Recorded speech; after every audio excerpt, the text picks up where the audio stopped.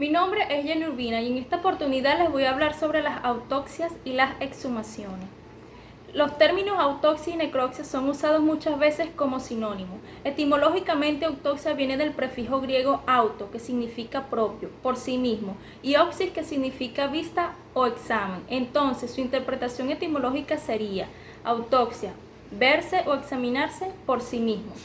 El otro término utilizado con frecuencia para designar el mismo hecho es necropsia, el cual proviene del prefijo griego auto, que significa propio, por sí mismo, y necros, que significa muerto o cadáver, de modo que su significado etimológico sería necropsia, examinar o ver a un cadáver.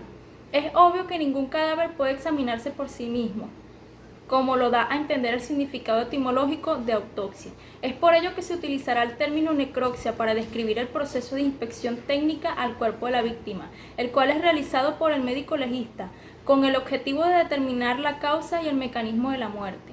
Además, el término necropsia cada día gana más aceptación entre la comunidad científica y el público en general. Otros términos que se acuñan al procedimiento, según el lenguaje técnico en diferentes partes del mundo, son tanatopsia, necropsia cirugía y estudio post-mortem.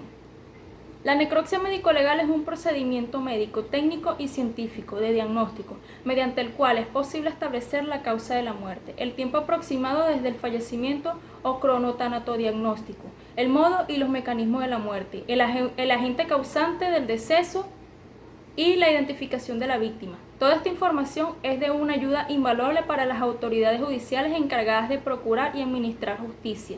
Una necropsia puede tener múltiples objetivos, dependiendo del tipo de procedimiento de que se trate. Por ejemplo, en el caso de una necropsia clínica, el objetivo podría ser determinar la efectividad de un tratamiento médico. Pero al hacer referencia a la necropsia médico-legal, solo se tendrán en cuenta los objetivos que lleven a que aquel procedimiento sea de ayuda en los procesos judiciales. Entre ellos están, como primer objetivo, ayuda a identificar a la víctima. El segundo párrafo del artículo 200 del Código Orgánico Procesal Penal establece que la Policía de Investigaciones Penales procurará identificar al occiso a través de cualquier medio posible, aplicando las reglas relativas a la inspección, según como lo establece el artículo 186 de este mismo código. Como objetivo número 2, establecer el tiempo aproximado de la muerte. Como objetivo número 3, establecer la causa de la muerte. Como objetivo número 4, determinar el agente causante del deceso. Se llama agente causante del deceso a todo objeto o acción que hayan sido causa directa de la muerte. La importancia jurídica de establecer con precisión el agente causal de la muerte es que permite precisar el nexo entre el objeto y el arma homicida y la víctima, es decir, aporta una prueba inobjetable. Como objetivo número 5, responder por el modo y el mecanismo de la muerte. Para el criminalista no es suficiente conocer la causa de la muerte, si murió degollado, por ejemplo, y el agente causante del deceso, por ejemplo, el cuchillo con el cual el asesino degolló a la víctima. Es necesario también determinar el modo y el mecanismo de esa muerte. Como objetivo número 6, aportar evidencias tangibles.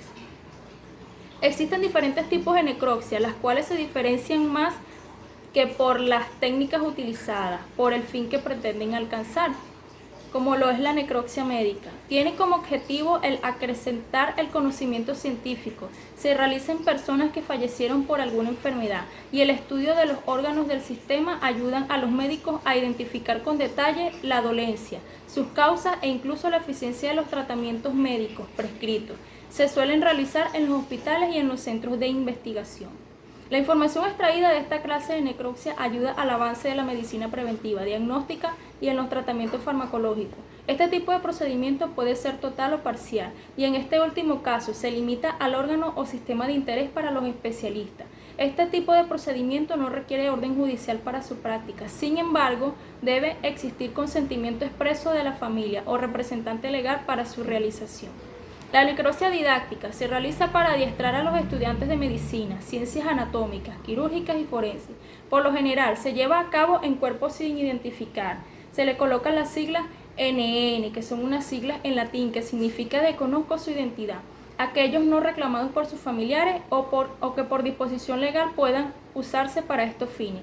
La práctica realizada por los estudiantes les permitirá adquirir la experiencia necesaria para realizar necropsia siguiendo los parámetros científicos adecuados. Existe legislación vigente en varios países para la disposición de cadáveres, órganos y tejidos con fines didácticos. y la necropsia médico-legal, que se lleva a cabo en el cuerpo de la víctima de un presunto hecho delictuoso. Los datos extraídos deben responder, entre otras cosas, a preguntas como ¿cuándo murió la víctima? ¿Y cuál fue la causa de la muerte? Para su ejecución se requiere de la orden emitida por las autoridades judiciales. Además, ha de seguir los lineamientos científicos propios de toda necropsia, así como los protocolos legales que rigen este tipo de procedimientos. Se suele realizar en sitios autorizados para dicho fin, como las morgues adscritas a los organismos policiales y judiciales correspondientes. En virtud de esto, el artículo 202 del Código Orgánico Procesal Penal expresa que las autopsias se practicarán en las dependencias de la medicatura forense por el médico o médica correspondiente. Este tipo de necropsia se realiza en los siguientes casos. 1. En las muertes violentas. 2. En aquellas muertes no violentas pero que dejan dudas a los investigadores sobre si se trata de una muerte natural o accidental, y en estos dos casos no es necesario el consentimiento de la víctima, ya que el cuerpo está bajo la responsabilidad de la autoridad judicial. 3. Aquellas situaciones en las que se presenta la sospecha de un posible homicidio luego de sepultado el cuerpo, se habla de reautoxias o exhumación, las cuales también deben ser autorizadas por el organismo judicial correspondiente. Y como 4, también se realizan a petición expresa de la familia en casos de muerte súbita de origen desconocido, que los cadáveres no son identificados y en las personas que se encuentran bajo custodia del Estado. La muerte consiste en la cesación de las funciones vitales, pero los hechos que la produjeron pueden variar y el patólogo ha de tenerlos en cuenta al momento de iniciar su trabajo. Se habla de muerte no violenta cuando no se encuentra, por lo menos en las primeras etapas de la investigación, una causa aparente de la muerte. Sencillamente la persona falleció. No significa que la muerte sea natural, porque algunos tipos de asesinato, como por ejemplo el envenenamiento o la sofocación, no dejan evidencias externas, y tan solo la necropsia puede dilucidar estos factores. Si la necropsia revela que la muerte se debió a la alteración de algún estado fisiológico producto de una deficiencia, como por ejemplo una enfermedad, la muerte se dictamina como natural. De todas formas, el patólogo debe cerciorarse plenamente estudiando con detalle las causas. La muerte violenta. Las muertes violentas presentan un signo claro, un hecho exterior. Fue el que ocasionó la muerte. No siempre una muerte violenta indica un homicidio, porque la violencia del hecho puede tener otras causas, como la propia determinación de quitarse la vida, por ejemplo, como en los suicidios, o en los hechos fortuitos como los accidentes. Aún así, la necropsia debe clarificar al máximo estos aspectos, ya que muchas veces los homicidas intentan hacer parecer un crimen como un accidente. En estos casos, puede que la necropsia no dé información vital para aclarar lo ocurrido, trabajo que dependerá de los investigadores de la escena de los hechos. El artículo 200 del Código Orgánico Procesal Penal establece que en caso de muerte violenta o cuando existan fundadas sospechas de que la muerte es en consecuencia de la perpetración de un hecho punible, antes de procederse a la inhumación del occiso y occisa, la Policía de Investigaciones Penales, auxiliada por el médico o médica forense, realizará la inspección corporal preliminar, la descripción de la posición y ubicación del cuerpo, evaluará el carácter de las heridas y hará los reconocimientos que sean pertinentes, además de las diligencias que le ordene el Ministerio Público. La muerte por responsabilidad médica. Esta acontece cuando los tratamientos y los procedimientos médicos son inadecuados y ocasionan la muerte del paciente. Es un tipo de estudio que en los últimos años se ha incrementado, no porque haya aumentado los errores médicos, sino porque cada día mayor número de personas tienen acceso a los procedimientos clínicos. En estos casos, más que sanciones penales, se espera la ayuda de la necropsia forense para determinar la responsabilidad y luego las autoridades judiciales sancionarán las indemnizaciones civiles a que hubieran lugar. Existen unos principios a seguir, aunque no existen estándares que cobijen la práctica de la necropsia en todos los países. Sí hay una serie de preceptos aceptados por la comunidad científica y las autoridades judiciales sobre cómo debe procederse en esta área. El examen del cuerpo de la víctima reviste 3 momentos, que es la inspección al cadáver en el sitio de los hechos, el examen externo y el reconocimiento interno de las cavidades. La escena de los hechos y el sitio del hallazgo, donde se hizo un estudio detallado sobre la inspección del cadáver, que son los indicios, se describe de manera inadecuada para realizar el examen externo del cuerpo, de modo que ahora se procederá a la explicación del trabajo realizado por parte del médico legista que corresponde a 1. El examen de las prendas de vestir. 2. El examen de la superficie corporal. 3. La apertura de las cavidades para describir el estado de los sistemas y de los órganos de manera metódica. Este último proceso es el que la mayoría de las personas asocia con la palabra necropsia y la anteriormente descrita como autopsia. En ocasiones no es el médico legista el encargado de realizar todos los estudios correspondientes al cuerpo. Por ejemplo, en muchos de los casos él no suele ir a la escena de los hechos. Allí el trabajo es realizado por los peritos de la escena de los hechos, de modo que se está ante un trabajo de campo que debe ser coordinado con el resto del equipo forense para evitar distorsiones. Todos los involucrados en el estudio del cuerpo, incluso los auxiliares cuya función es literalmente levantar el cadáver para su transporte, deben proceder de una forma metódica que casi siempre está protocolizada, es decir, regida por una serie de pasos, los cuales se registran en actas preestablecidas para garantizar que las evidencias se preserven al máximo y se mantenga la cadena de custodia. Muchos especialistas hablan de un cuarto paso, que tiene lugar no sobre la mesa de necropsia, sino en el laboratorio. Consiste en exámenes puntuales sobre tejido o partes específicas del cuerpo, que puede llevar a probar la causa de la muerte.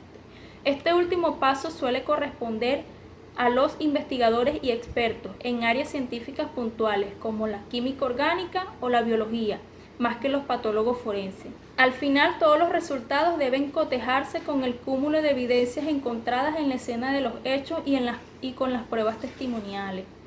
La metodología utilizada. El patólogo realiza su trabajo persiguiendo procedimientos preestablecidos que le indican que toda necropsia debe ser completa, metódica, sistemática y didáctica. Completa en el sentido de revisar todos los sistemas y órganos. Así la muerte se haya presentado por apuñalamiento en la zona del pulmón. Debe estudiarse la cavidad abdominal, el encéfalo y las extremidades, porque en dichos lugares podrían aparecer indicios que, si bien pueden no estar relacionados con la causa de la muerte, es posible que proporcionen pistas para reconstruir los hechos o identificar al agresor. Metódica, porque se debe seguir el protocolo establecido, que es una guía de ayuda al patólogo para ordenar el trabajo, mediante una serie de pasos que debe realizar siempre en el mismo orden. Sistemática, porque apunta a que cada uno de los órganos debe ser examinado dentro de su entorno anatómico y luego individualmente, y en cada paso ha de documentarse datos como el peso, la forma, el color y el estado, entre otros. Y didáctico en su forma, porque el informe que realice el médico legista será consultado por personas ajenas a la profesión médica, como lo son los abogados, los fiscales, los policías, los jueces, entre otros. De manera que los esquemas, la fotografía, los croquis, los videos serán de gran ayuda interpretativa. Todo esto tiene por finalidad evitar olvidos y garantizar que los procedimientos se apliquen de una manera adecuada. Las exhumaciones. Una exhumación consiste en la aplicación rutinaria de los métodos y las técnicas de la arqueología, de la extracción de cadáveres o restos humanos de casos judiciales, con el objetivo de recolectar evidencias y otros elementos asociados al cuerpo y a la escena de la inhumación, para contribuir con la reconstrucción de los hechos, con base en el estudio y el análisis antemortem, perimortem y postmortem de las lesiones, así como las alteraciones tafonómicas.